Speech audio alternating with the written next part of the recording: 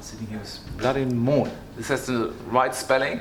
Bleddyn Mon. Bleddyn Mon, you do it.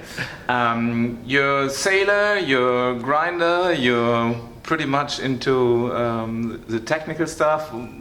Describe a little bit what you're doing for Land Rover BER team. Yeah, so I'm part of the sailing team as one of the grinders on the boat. So basically producing the power that we use to move the foils, move the wing, and then I'm also kind of part of the design team on shore. So kind of helping out, kind of communicating to the designers, particularly kind of after a day sailing, and help out in the performance team. So analysing some of the data that we've gathered from on the water. How many races did you do? Or? I think I did 5 races, something like that. Yeah, maybe a bit more, I can't remember. It's all a blur. And as a grinder, you remember anything from racing? I remember some good races, yeah. I had a few highlights, like the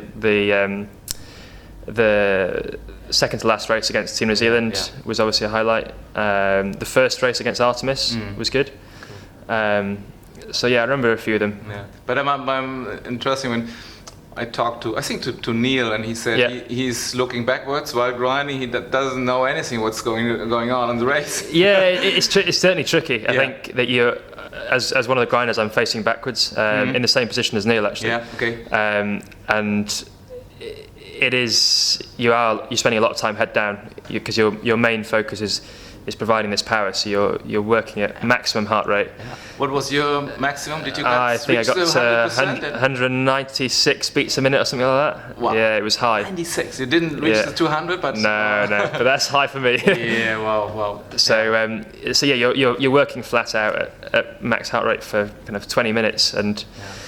But I think it's important as well that you do have this awareness of what's going on. So you know in the back of your head what's going on, where you are on the race course, and what the likely scenarios that can happen next. I think that's really important, just so you're kind of prepared and ready for the next manoeuvre. So you need sailors on board. Yeah, for sure. Yeah, because there's some people around. I mean the Japanese, they have a rower. Then there is Artemis has some guy who's in canoeing. Canoeing, and of course the cycler. They usually don't know how to sail. Yeah. Maybe it's just one person that works and not more. Or? Yeah, I think a few teams have kind of taken that approach, and I think everybody knew from the offset of this cup that it was going to be physical. Like there's no doubt about that.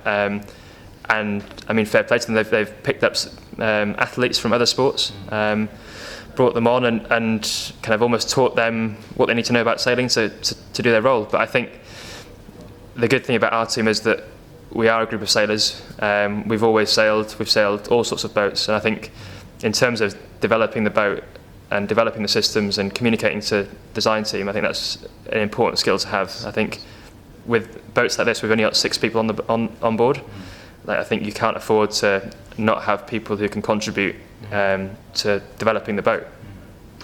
And you have, what you said, an engineering background as well. What did you study? So I studied mechanical engineering at Southampton in the UK. And this helps, huh? It helps, yeah, for sure. Yeah. So I think it's good to have an understanding, and it makes it easier for me to talk to other members of the team, and it's interesting. It's great. I mean, I get to combine kind of a sport that I love and I've done all my life. With what did you sail before? Or? So I've sailed 49ers, 470s, lasers. Okay. All sorts of, but mainly dinghies. So that's kind of my background. And so now, then your special link between sailing team and design team. Or what was your special area you were working in the design team? Or? So in the design team, I spent a lot of time working in our simulation department. So software. So kind of basically modelling of the boat's performance. So VPP. So it runs off the VPP. So I did a lot of time in that. And we also use that a lot for developing kind of HMI for the boat, systems for the boat. What is it? Human-machine interface. Okay. So the controls that helmsman's got, the wing trimmer's got, and we tested those out on our simulator. So that is great. This we saw this displays. Somebody touched it to their legs, to their arms. Yeah, so anyway, yeah. What was the system with your team? So you see around that a lot of people have got tablets attached all over their bodies. So on our boat, most of our displays are attached to the boat, and they provide information about boat speeds, targets, wing shapes, position of boards, and all that sort of stuff, which they're basically used for kind of performance and in manoeuvres, so you know where your appendages are. But then Giles has a tablet on his body and in front of him when he's grinding, and that basically feeds him tactical information. So like ley lines. Yeah, ley lines, boundaries, kind of number of manoeuvres to the next mark, your time to kill in the pre-start. So knowing kind of at what point you can accelerate now and not be over, which is a massive in these boats is a massive thing, because obviously you're going from traveling at 6 knots stationary to going at 35, 40 knots. But sometimes it seems to. I mean, there were some early starts. Although all the teams have some of this stuff around, so it's not you push a button and let's go and start. Yeah, I mean it's all based off models. So you can do a lot of accelerations in practice, and you get your model better. But ultimately, you're still. It is predicting the future. It doesn't know if there's going to be any more wind coming or anybody got the hook on you. Or another boat, exactly. And when the pressure's on, then it's always easy to go when it says time to kill is 1. It's quite nice just to go in. So if we saw Artemis doing early start, and this didn't seem to be under pressure because the boat was far away. So then they know immediately that they were over with their systems as well?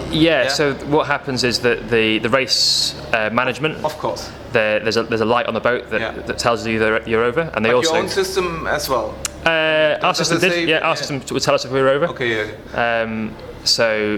But essentially the rule is if the race committee say you're over, you're over. The steering wheel looks many.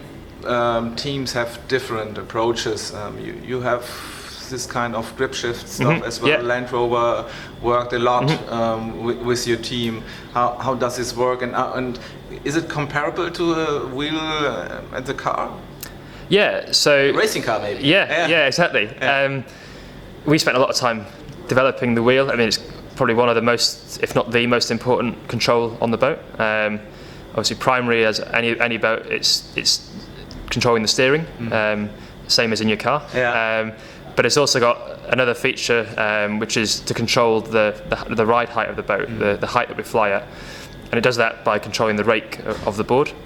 So we and a few of the other teams as well have a twist grip on our wheel. Looks like a motorbike, yeah. Exactly, and it's the same concept. It's very intuitive, and what it does is it controls the rake of the board. So if you move it a small amount, the rake changes a small amount. If you move it a lot, the rake changes a lot. So it's an easy control to learn, and it basically allows us to have very precise control of our ride height, which is, in terms of performance, is very important. And this is part of Land Rover technology, so they help with their input? Yeah, exactly. So we had a couple of engineers from Land Rover helping out develop this wheel. Ian Anderson, or? I can't remember. No. But we had a lot of input from them, and they worked closely with Ben and also with Lee, who are ultimately the end users, to create this wheel that we used to race the America's Cup.